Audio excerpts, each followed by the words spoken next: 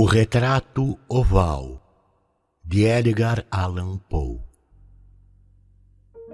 O castelo cuja entrada meu criado se aventurara a forçar, para não me deixar que eu passasse a noite ao relento, gravemente ferido como estava, era um desses monumentos ao mesmo tempo grandiosos e sombrios, que por tanto tempo se ergueram carrancudos entre os Apeninos, tanto na realidade como na imaginação da senhora Radcliffe.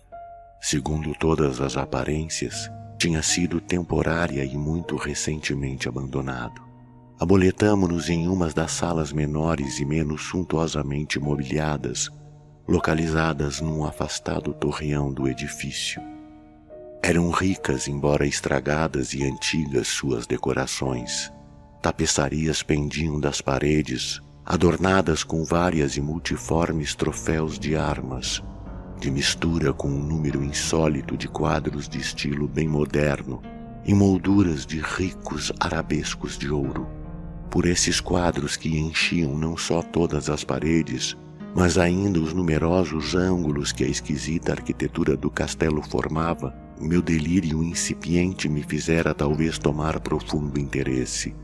Assim é que mandei Pedro fechar os pesados postigos da sala, pois já era noite, acender as velas de um enorme candelabro que se achava à cabeceira de minha cama e abrir completamente as franjadas cortinas de veludo preto que envolviam o leito.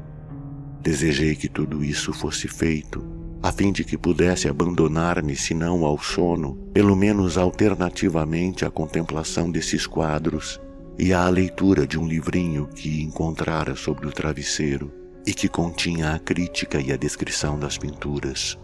Li durante muito tempo e longamente contemplei aqueles quadros. Rápida e esplendidamente as horas se escoaram e a profunda meia-noite chegou. A posição do candelabro me desagradava e, estendendo a mão com dificuldade para não perturbar o sono do criado, coloquei-o de modo a lançar seus raios de luz em cheio sobre o livro. Esse gesto, porém, produziu um efeito totalmente inesperado. Os raios das numerosas velas, pois haviam muitas, caíam agora dentro de um nicho da sala que até então estivera mergulhado na intensa sombra lançada por uma das colunas da cama. E assim vi, plena luz, um retrato até então despercebido. Era o retrato de uma jovem no alvorecer da feminilidade. Olhei rapidamente para o retrato e depois fechei os olhos. Por que eu fizera isso eu mesmo não o percebi a princípio, mas enquanto minhas pálpebras permaneciam fechadas, resolvi na mente a razão de assim ter feito. Era um movimento impulsivo, para ganhar tempo de pensar, para me certificar de que minha vista não me iludira, para acalmar e dominar a fantasia, me forçando a uma contemplação mais serena e mais segura. Logo depois olhei de novo fixamente para o quadro. Do que vi então claramente não poderia nem deveria duvidar, porque o primeiro clarão das velas sobre aquele quadro como que dissipou o sonolento torpor que furtivamente se apossava de meus sentidos e sem demora me pôs completamente desperto. O retrato, como já disse, era o de uma jovem, apenas a cabeça e os ombros, feito na maneira tecnicamente chamada de vinhete e bastante no estilo das cabeças favoritas de Sully. Os braços, o colo e mesmo as pontas do cabelo luminoso perdiam-se imperceptivelmente na vaga, porém profunda sombra formada pelo fundo do conjunto. A moldura era oval, ricamente dourada e filigranada à mourisca. Como obra de arte não podia ser mais admirável do que a própria pintura. Mas aquela comoção tão súbita e tão intensa não me viera nem da execução da obra, nem da imortal beleza do semblante. Menos do que tudo poderia ter sido minha imaginação que, despertada de seu semi-torpor, teria tomado aquela cabeça pelo de uma pessoa viva.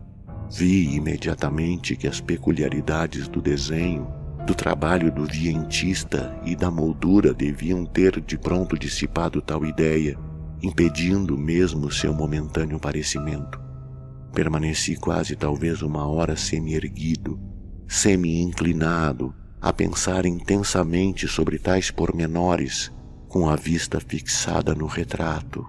Por fim, satisfeito com o verdadeiro segredo de seu efeito, deixei-me cair na cama. Descobrira que o encanto do retrato estava na expressão de uma absoluta aparência de vida, que a princípio me espantou, para afinal confundir-me, dominar-me e aterrar-me. Com profundo e reverente temor, tornei a pôr o candelabro em sua primitiva posição. Afastada assim de minha vista a causa de minha aguda agitação, busquei avidamente o volume que descrevia as pinturas de suas histórias. Procurando a página que se referia ao retrato oval, li as imprecisas e fantásticas palavras que se seguem. Era uma donzela da mais rara beleza, e não só amável como cheia de alegria. E maldita foi a hora em que ela viu, amou e desposou o pintor. Ele era apaixonado, estudioso, austero, e já tinha na arte a sua desposada.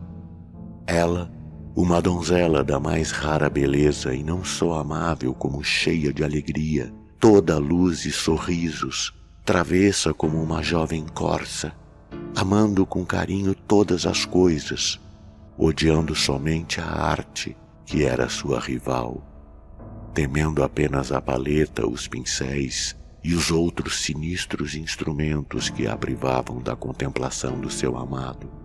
Era, pois, coisa terrível para essa mulher ouvir o pintor exprimir o desejo de pintar o próprio retrato de sua jovem esposa. Ela era, porém, humilde e obediente, e sentava-se submissa durante horas no escuro e alto quarto do torreão, onde a luz vinha apenas de cima projetar-se escassa sobre a alva tela. Mas ele, o pintor, se regozijava com sua obra, que continuava de hora em hora, de dia em dia, e era um homem apaixonado, rude e extravagante, que vivia perdido em devaneios. Assim não percebia que a luz que caía tão lívida naquele torreão solitário ia murchando a saúde e a vivacidade de sua esposa, visivelmente definhando para todos, menos para ele. Contudo, ela continuava ainda e sempre a sorrir, sem se queixar, porque via que o pintor, que tinha alto renome, trabalhava com fervoroso e ardente prazer e porfiava dia e noite por pintar quem tanto amava, mas que todavia se tornava cada vez mais triste e fraca. E na verdade alguns que viram o retrato falavam em voz baixa de sua semelhança como de uma extraordinária maravilha, prova não só da maestria como do seu intenso amor por aquela quem pintava de modo tão exímio. Mas afinal, ao chegar o trabalho quase ao seu termo, ninguém mais foi admitido no torreão, porque o pintor se tornara rude no ardor de seu trabalho e raramente desviava os olhos da tela, mesmo para contemplar o semblante de sua esposa. E não percebia que as tintas que espalhava sobre a tela eram tiradas das faces daquela que se sentava ao seu lado. E quando já se haviam passado várias semanas e muito pouco a fazer, exceto uma pincelada sobre a boca e um colorido nos olhos, a alegria da mulher de novo bruxuleou, como a chama dentro de uma lâmpada. E então foi dada a pincelada e completado o colorido. E durante um instante o pintor ficou extasiado diante da obra que tinha realizado, mas em seguida, enquanto ainda contemplava, pôs-se a tremer e, pálido, horrorizado, exclamou em voz alta: "Isto é a própria vida!" Voltou-se subitamente para ver a sua bem-amada. Estava morta.